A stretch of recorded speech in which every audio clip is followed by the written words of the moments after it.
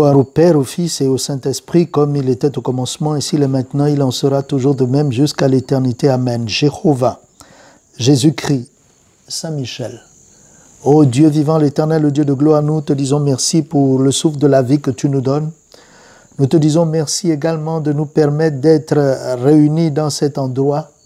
Permets donc, à cause de l'alliance tissée au moyen de ton sang mêlé d'eau, ton esprit d'intelligence et de sagesse soit avec nous pour nous enseigner ta parole, pour nous guider dans ta voie, pour ramener tout ce qui est perdu.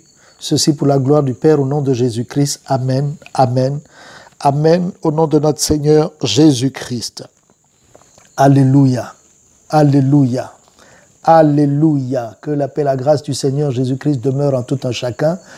Le siège international a programmé pour ce dimanche les textes suivants.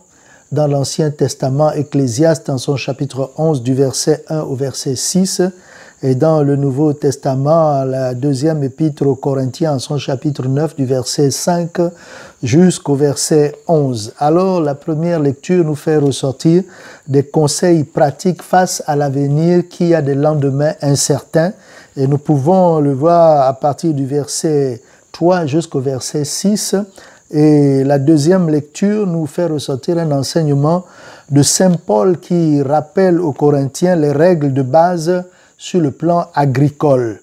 Le fait que la qualité de la récolte est proportionnelle à la quantité de la semence qui aurait été plantée. Nous pouvons le voir dans le verset 6 de la deuxième lecture. Ces deux textes convergent sur la moisson. Ainsi, on peut le voir que le premier texte fait ressortir le verset 4 et le deuxième texte fait ressortir le verset 6 qui, les deux, traitent de la moisson.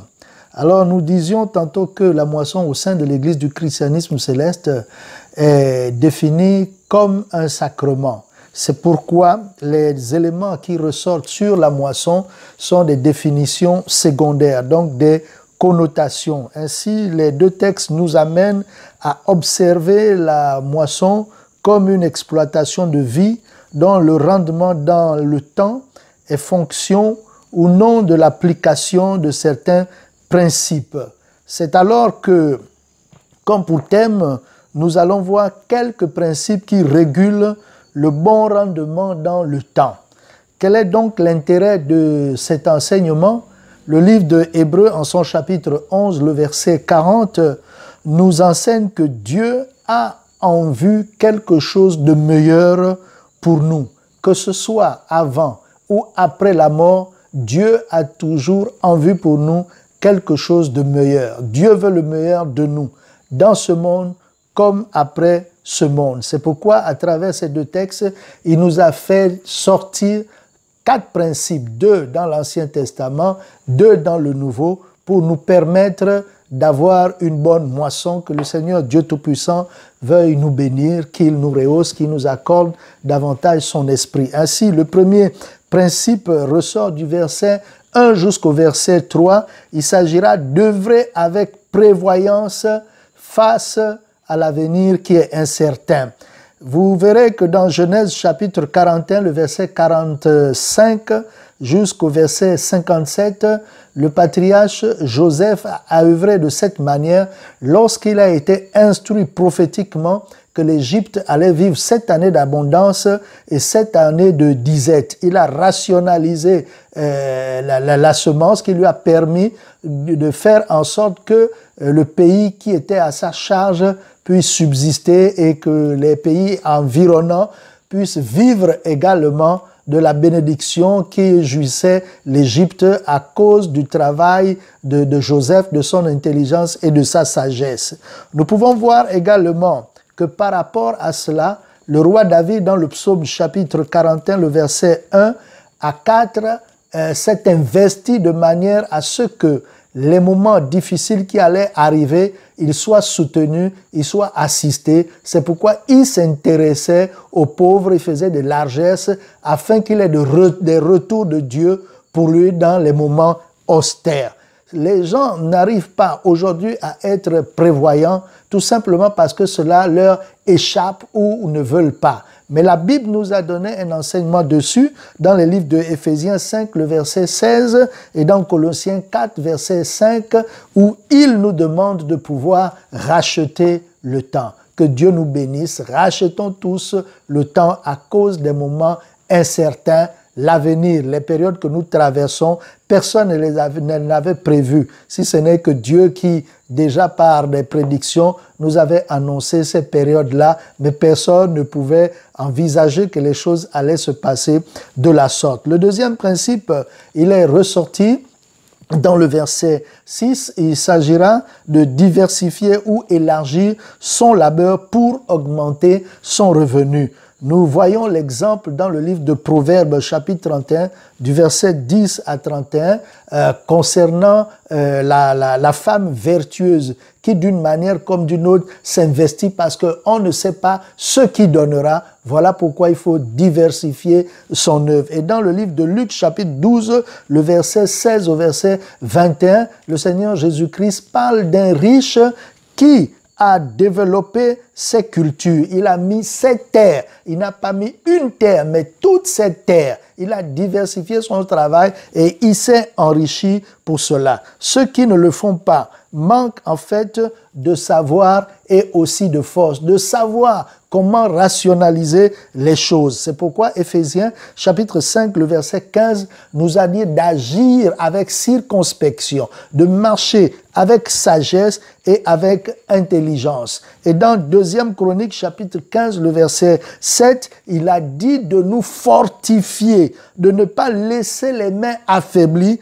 parce que il y aura une bénédiction dans l'œuvre de ses mains. Que le Seigneur Dieu Tout-Puissant vous bénisse davantage. Le troisième principe qui découle de la deuxième lecture, le verset 5 et au verset 11, consiste à savoir observer, faire pratiquer des libéralités, comme nous le voyons dans le livre de Hébreux chapitre 13, le verset 16, qui dit que Dieu prend plaisir aux libéralités. Et dans le livre de Esther, chapitre 2, verset 18 au verset 23, nous voyons le roi Assuérus qui s'est montré généreux envers son peuple par des libéralités. Et la suite de ces libéralités a été fructueuse pour lui parce que l'une des personnes qui a bénéficié de ces libéralités l'a sauvé d'un coup d'État probant. Que le Seigneur Dieu Tout-Puissant nous assiste. Ceux qui ne pratiquent pas les libéralités, soit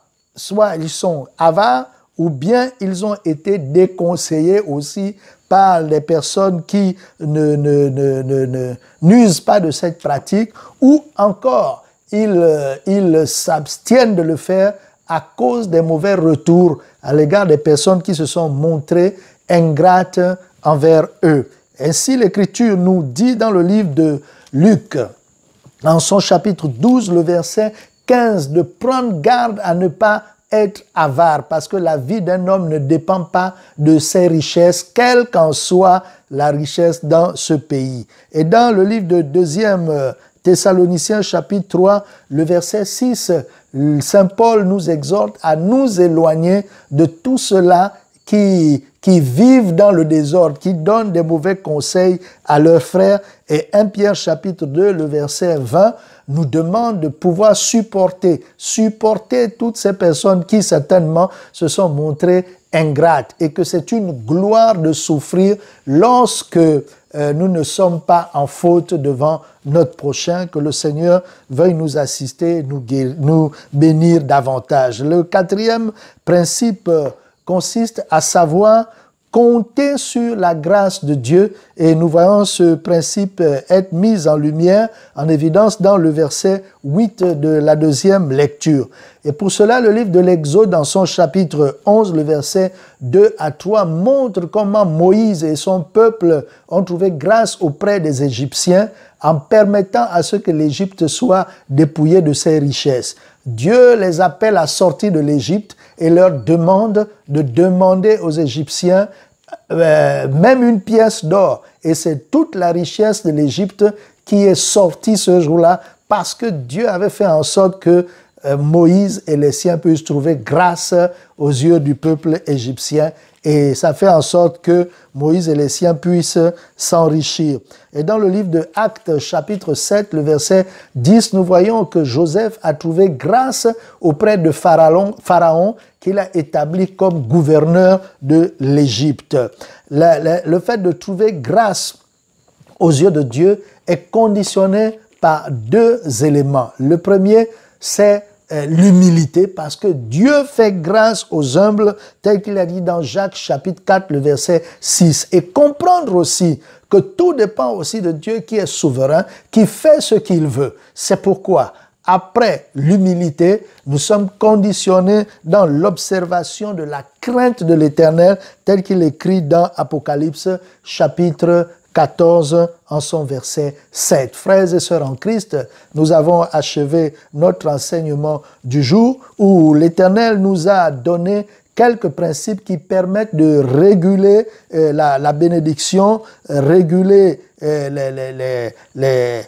bon rendement dans le temps. Quels étaient ces principes que nous avons vus découlant des deux textes qui nous ont été programmés? Le premier consistait à œuvrer avec prévoyance suite à l'incertitude du temps. Dans l'avenir, nous l'avons vu dans le verset 1 au verset 3. Le deuxième principe consistait à diversifier ou élargir son labeur pour pouvoir augmenter son rendement. Nous l'avons vu dans le verset 6. Le troisième principe, il ressortait du verset 5 et du verset 11 de la deuxième lecture. Il consiste à savoir faire des libéralités. Le quatrième principe qui avait été tiré du verset 8 de la deuxième lecture consiste à savoir compter sur la grâce de Dieu. C'est ce que nous ferons si Dieu le veut et s'il nous donne également la force de nous réviser dans notre comportement pour la gloire du Père au nom de Jésus-Christ. Amen. Jéhovah, Jésus-Christ, Saint Michel, ô Dieu vivant, l'Éternel, le Dieu de gloire, nous te remercions pour ton soutien manifesté à notre égard.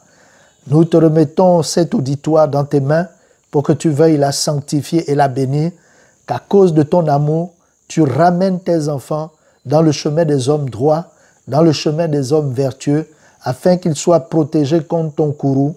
Ceci pour la gloire du Père, au nom de Jésus-Christ. Amen. Amen. Amen, au nom de notre Seigneur Jésus-Christ.